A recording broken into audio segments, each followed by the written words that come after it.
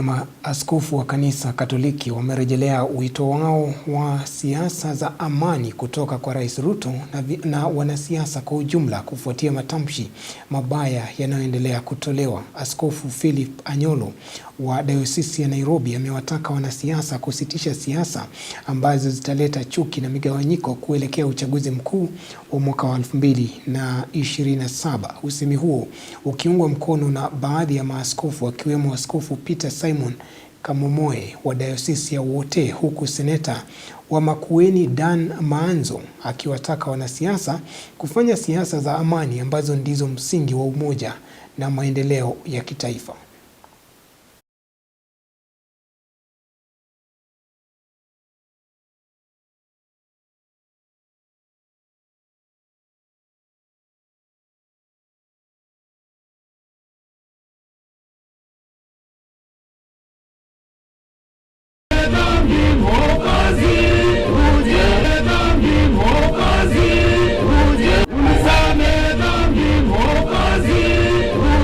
Let them look at us as the people also who elect them and bring them to that levels, for them to serve us, to serve the people of Kenya. People of Kenya are lovely and they like their leaders and they want to hear positive things, also things for development and helping them from them.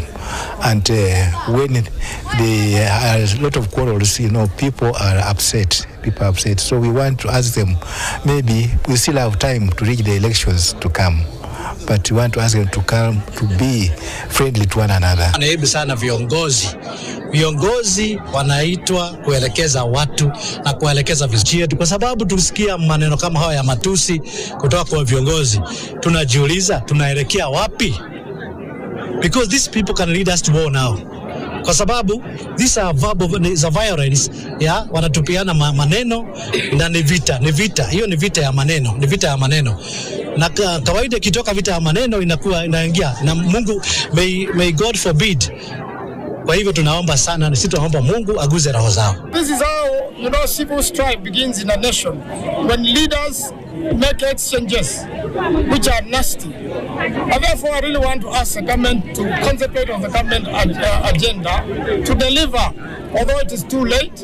For whatever little time is left, let the government deliver.